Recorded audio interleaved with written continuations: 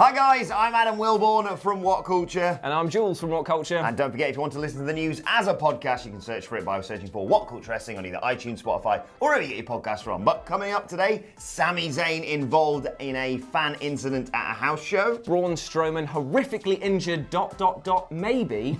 The lineup for Wrestle Kingdom 14 has been confirmed. And the plague is spreading because we think that Marty Scurll might be about to join AEW. This is the news, but we start, of course, with all of those WWE releases that were announced yesterday afternoon. They include Luke Harper, Sin Cara, not the original Sin Cara, but still Sin Cara nonetheless, and of course, the Ascension. We know a few of these, of course, have asked for their release over the past few months. Luke Harper requested his departure from WWE in April. Then there was all those rumours about the fact his contract was going to run out in November, but then it turned out that WWE had extended his contract due to injuries, of course. Sin Cara, it was confirmed that the company had released him in a statement on WWE's website saying WWE has come to terms on the release of Sin Cara. We wish them well in his future endeavours. Of course, he requested his release, I think, about a month ago. And now Connor and Victor of the Ascension are gone as well. This is genuinely quite sad. If you were like in your lead up to Christmas, it's just kind of like, oh, I got you something really nice. It's unemployment. Yes. For some reason, I thought you meant like toys. Like, oh, cool, the Ascension toys will be half price now. I mean, it is quite sad though, because like even though a lot of them have been requesting their release, the Ascension have just been hanging on by the skin of their teeth for the longest possible time. But it just shows more and more. It highlights, however, how badly they were used on the main roster. Do you know when their last televised match was, if I remember rightly? Oh, do I get my own personal quiz? Is this what we're doing? Indeed. Okay, 2016. No, it was this year. Oh, okay. I'm fairly certain it was on an episode of Main Event, though. It was April of this year. They were mainly used on Main Event. They were just ruined once they got called up to the main roster, basically. I think there was some sort of old school segment. I'm fairly certain it was like Nash and Hall or someone like that. Yeah. Or Triple H was probably involved in it, actually, who just went, you're crap. And then that was it. They were just ruined. It was what they did effectively to the Revival at that Raw 25, wasn't it? They had that sort of like, we're the old boys, you're the new guys, so suck it. Yeah. Believe it's what we say. It's a shame because like Vince like clearly didn't know how to use these two guys. He was just like, you're wearing makeup and you kind of look like, I don't know, Mad Max. That's spooky guys. Yeah. Road Warriors. No. That's the British one. And gutted for that bloke who's always at every WWE pay-per-view, who's now turning into the Big Lebowski, by the way, who has the Resurrect Ascension sign. If Dolph Ziggler goes, I'm worried for him this Christmas. But that's actually like a fair amount of like cash that Vince is turning down because those ringside seats are like, they're pretty expensive sometimes. Most importantly of all to take away from this, of course, best of luck to Sin Cara and Connor and Victor of the Ascension, but most importantly, Luke Harper. A lot of speculation about where he could be going. Did you see that there was a photo of him and Sin Cara together? They were both wearing masks and they were saying like teasing a potential new tag team. I couldn't imagine a more misfit of styles than that, really. The big hoss and then this very flippy lucha. That'd be absolutely mad. But Luke Harper was also in another Instagram photo, and that was the one, the only Marty Scurll's Instagram. He popped up there because it's been leading a lot of sort of speculation as to what Marty Scurll is going to be getting up to, because in November there was a lot of rumours around the fact that his Ring of Honor contract was coming to a close, and obviously his friendship with the people of being in the Elite, and obviously Kenny Omega and the Young Bucks, like everyone was speculating, well, they've gone, so when are you going to be jumping ship?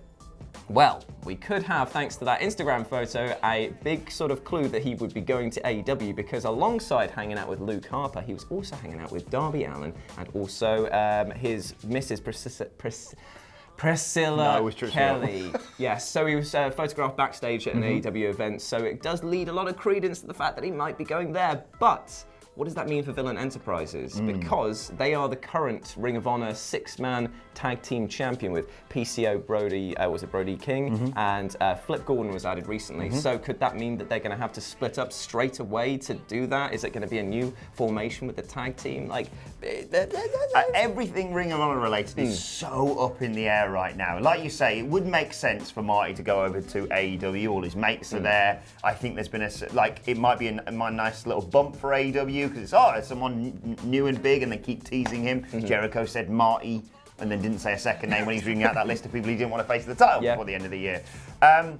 But, Ring of Honor, who knows what's going on there? They seem to be, we're reporting on them week after week of issues, let's just say. However, there's people who believe that despite all that, they may just offer Marty Scurll a boatload of money because he's one of the biggest stars that they still have on the contract. In a really harsh way, he's one of the only draws they've got going at the moment outside of like a few homegrown bits of talent, because they have had their talent completely raided by all of these other promotions. Yeah, and all the other people that they've had, they've just messed around, screwed up, offered them poor contracts, allegedly fired people when they had concussions. It's not a good look for Ring of Honor. So putting all that to one side, Marty Scurll in AEW would be brilliant. I know there's been a bit of speculation about the whole Butcher Blade Bunny thing as well. Yes. Whatever form or shape it takes, whether it's him coming in as part of that stable, or managing that stable, or being in control of that stable, or whether it's the opposite, whether it's the opposite of like, Cody, you've got no friends. Here comes the villain to save the day, sort of thing. Either way, even if AEW pick them up and it's just him starting on a new villain enterprises, that brand value alone, but he's built it up so much on the indie scenes. You look at how many people are wearing those, still wearing Villain Club t-shirts and stuff like that. Like, he's a money machine. It's hugely over, it's hugely popular. We've obviously worked with him in the past. He's a lovely bloke, and I only wish the best for him. Speaking of, like, AEW though, do you think Luke Harper would be better off going to AEW or New Japan? Because there's speculation from both camps. I mean, I think that AEW seems to be the hot property at the moment. Like, whether or not it would fit his stylings, I don't really know. Like, because I feel like so much heat was taken off of him. He came back to that incredibly lackluster WWE return, where he literally showed up and people went, "Is that Luke Harper?" Like, it was almost like, Christian? It was that level of bad. So for him to go maybe off to New Japan, where he can go and prove that he is still the hard-hitting machine that he once was, that might help build his stock back up. Then he can get into the more sort of like showy AEW style. I honestly don't know. I just know that he will be treated better wherever he goes from there. I certainly think it's his best for him going forward, because like you said, he had that return, which I thought was quite shocking at the time. Maybe just because the way it was shot, you would just be like, oh, that's Luke Harper. But it wasn't like a, oh my god, it was like a, hey, look, there he is. But it was like the excitement around it was like, here we go, right, okay, I guess he's back now, and there's huge amounts of potential with him and Rowan. Let's not do Bludgeon Brothers 2, and then they just sort of went, I'm sorry, did you just say not do Bludgeon Brothers 2? Arguably the best tag team. God. Oh, right, I'm not even joking. Broken Bone, Severed Spines, and those foam mallets. Timmy Mallet, mate. It's Christmas cheer. I'm going to stay positive. Should we move on? Please do. Let's move on. I get bludgeoned. And speaking of arguments, in fact, Sami Zayn was involved in a fan incident at a WWE house show over the weekend. Thanks to @FL Wrestling Fan for all the footage and photos of what went down.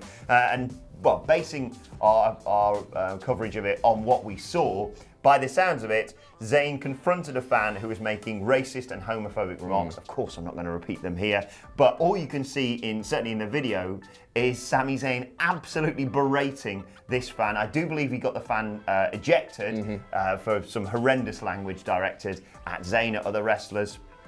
And you can just see the whole crowd sort of that are surrounding him turning on this fan. Yeah. There's ways you're meant to react to heels. I get it. What are you thinking? It's this bleeding of like a real horrible undertone of people that comes into it when it's just like you can see that Sami is really trying hard to keep his cool, because the video starts with him saying like, get this effing guy out of my face. And he's saying that to the ref. He doesn't want to interject with him because he knows how bad that could end up. But just, you can tell how upset he genuinely is on this, and he has every right to be, because like it's in this arena, in this day and age, the WWE product is aimed at inclusivity, diversity, and making sure that it's like family friendly. And having this guy being front and center at the barricade yelling this sort of stuff, it's just so unpleasant. It's 2019. Do we really need to go through what you should and shouldn't shout at wrestlers, especially at like WWE house shows where there's inevitably kids surrounding you? The only good part of this video is the fact that this absolute takedown of this fan by Sami Zayn is happening during the Fiend's entrance. So slowly the lights are going out everywhere. So it does look like it's Sami's like resilience to hold back is dying, and then as soon as the lights went out, people in the like comments are speculating like, oh, you should have like knocked him out. I just murdered him when it was dark. But he did the right thing, and he was the bigger man, and he basically got the fan ejected and didn't have to get into any physical altercation. But don't be a dick at a wrestling show, guys. It's a very simple rule, number one. But this is the thing, speaking of maybe throwing hands to getting these hands. Oh, good work. Braun Strowman, injured. Oh no, what?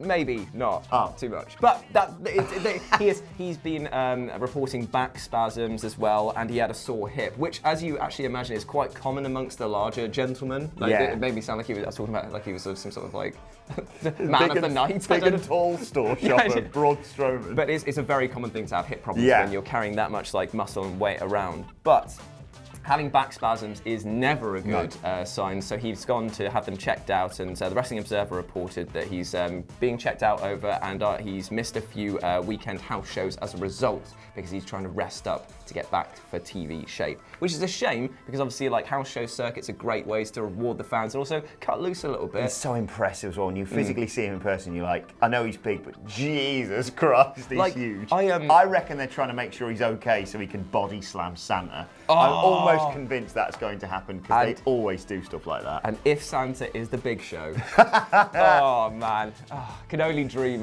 Can only dream. But yeah, I'm glad that he's doing all right, and he's taking the time to actually like step back from it and just do that, because especially around this time, there's no point blowing himself out when he's got the Royal Rumble coming up. Yeah, exactly. I assume he will still be a very big part of. He'll be a big part of it. He'll be chucking people into like the fourth row, and like you say, often on this show we report sort of more serious injuries, and it's nice to just see them being like, take it easy, big man, because like you say, there's a big few months coming up, big payday, of course. Well, a lot of people have been speculating that injury reporting like this and telling stars to take a step back is actually a reactive thing to criticisms levelled at the company earlier on in the year for pushing their stars too much on the road and too hard all the time, because the work rate they do is insane. Like, I don't know how, Michael Sidgwick pointed this out before it happened, but Adam Cole's schedule in the last month or so has been insane. Really? And he's got a dodgy wrist. You know, he's involved in all the stuff with weekly NXT, he's involved in all the stuff with War Games, he's involved in stuff with Survivor Series,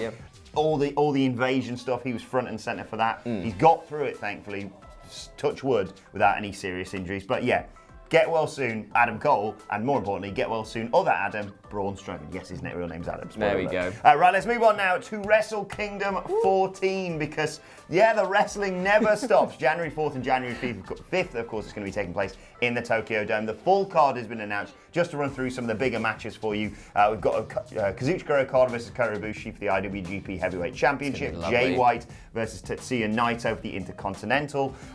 We have Will Ospreay versus Hiromu Takahashi for the Junior Heavyweight Championship. Lance Archer versus John Moxley for the United States Championship. Big match that. We've got Hiroshi Tanahashi versus Chris Jericho on night 2. So good. And of course, Jushin Liger's final ever wrestling match, taking place on the 5th of January. I genuinely don't know how that, like, so many people across the world, they're not going to know how to react, because we are so used to people saying like, oh, it's my retirement match, but they come back for one more. Like this has been like a retirement tour for Liger. Yeah, this is like, he's putting the Rolling Stones retirement tour to shame. Like it's mad, and the guy's done so much for the business. He is an incredible worker, such an amazing talent. Like, even if you watch his recent matches, you're just like, damn, he still goes. When they just went, oh, we're just going to bring him into NXT for a bit. You're like, oh, okay, whatever. But yeah, he is an absolute legend, and that is going to be a fantastic sign-off for him at Wrestle Kingdom 14. Do you want to do a pasty bet? What's this? A pasty bet that Sidgwick will cry. Oh, I agree with that, so I don't want to pasty bet. Damn it, okay. I think it's going to be an emotional day in the WhatCulture office, and I'm not just talking about the fact that we'll be back at work. Oh God, wrestling started again. There's so much of it. Right, let's move on to your Twitter questions at WhatCulture WWE. Of course, if you want to get in touch, Toby Mason starts us off and says, last week the Kabuki Warriors won without the Green Mist, and Bray Wyatt attacked the Miz on SmackDown, of course, as Bray Wyatt. First time for both of those since the gimmick started. Is WWE finally learning not to overdo things? No, in the slightest. I just feel like we need to put a really bad cut-out PNG of the Fiend belt and just show you that they do not know where the limits are. They are still pushing every limit that they possibly can. Yeah, well, you asked that question. I get why you're asking that question, Toby. And yes, it is nice to see a little bit of variation, although I love the Mist every time it is used. As much as I agree with it to that extent, Roman Reigns has been called the big dog for how many years? And they finally went, oh my God, feed him dog food on SmackDown. And it was even worse. It was so bad that me and the Dadley Boys even predicted it. So Phil and I had to talk about it at length for the SmackDown podcast, and we're just there like shrugging at each other like, what has our life come to when we're basically talking about it like in a serious context, like the dog food went over his head. The humiliation. My only surprise, and I predicted this when we were previewing it, the only surprise is the fact there is a dog food called Win-A-Lot, and they love like win a lot, more like lose a lot. Like, I'm stunned that they didn't have like a branded sad Roman Reigns with lose a lot written on it. Oh, Jesus Anyway, let's Christ. move on. Mr. Outstanding gives us our second question of the day. He says, how will the Rousseff Cook storyline end? And his suggestion is, personally, I'd love to see the two become tag team champions. Now, of course, he's being sarcastic there. He's saying just trade Rusev, but even so, I could see that happening. My hackles just got straight up then. I was like, he's cucked him and you want to tag with it? Right, okay. The only way that this storyline is going to end is the way that every single cuck storyline ends with Vince McMahon, which is the cuck goes over because Vince is desperately just kind of like, look, see they're strong, Linda, come on, cut me some slack. Yeah, it's going to end badly. Oh yeah. Unbelievably badly. Like, or they'll just forget, like it'll just be like Christmas will happen and then Rusev Alon will just come out and pretend nothing has changed. I cannot think of any way that they're going to tie this up neatly apart from the fact that Lana's just going to go like, yeah, well, I'm bored now, I'm going to go back to Rusev. That'll be the only way they can reset the bar, as it were. Or something horrible like Rusev matchka kicked Lana and she forgets that she hates him. Oh my God, a concussion angle. Amnesia? Probably. No. Nicholas Lambourne, final question of the day. Nicholas asks, after watching Undertaker being interviewed by Steve Austin, how does Taker end his career after the missed chances with Brock, HBK, Triple H, Reigns? Who gets the honour of the final match to end Taker's career? Orton? I really hope it's not Orton, Nicholas. The Fiend? The problem is with this is that you've already answered your own question. That it's over. It has been over. And this is being dragging out and the myth is being eroded the more and more that we see him. I do not want to see another Undertaker match, and I say that with all the love in my heart, because if I see the man not be able to go again and dragged out over 20 to 25 minutes, it will just be sad. Don't be like Ric Flair. Know when to quit. He's already done. The match is over. There is no person that needs to take him out. He's taken himself out. Yeah, there's been speculation all the time. I think obviously The Fiend was a big name bouncing around a few months ago. Aleister Black, I've heard in the past. What, just because he's a spooky dude? Exactly. Fine, you know what? I'll tell you what, feed it to the person who clearly needs it the most, Shane O'Mac. Exactly. Shane O'Mac, he's getting hungry again. His Cabbage Patch face is getting... He's had his, what was it, NCIS appearance he made the other day? Jesus Christ. Right, let's move on to today's and finally, and it's kind of a follow-up to the news over the weekend that Walter got his United Kingdom Championship stolen. How gutted must you be? Because, I mean, like... It's such a nice belt, that. It's an amazing belt. He's an amazing guy. It sucks because another wrestler got their stuff taken as well from it. But also... You know that Chris Jericho's going to sit there and be like, well, buddy, I did it before you, so... Literally what I'm about to say. Chris Jericho subsequently tweeted, been there, done that. No way! Well, there you go. So, of course, Walter lost his United Kingdom Championship over the weekend. Not as in via pinfall or submission. It got stolen along with his passport, I do believe. Oh, Whoever, God, yeah. if they actually catch the person who took it, his chest isn't going to exist anymore. It's going to be like Adam Nicholas on Ewan Patterson's chest on the Christmas party 2 years ago. Do we have the footage? I'm sure we can put the footage up.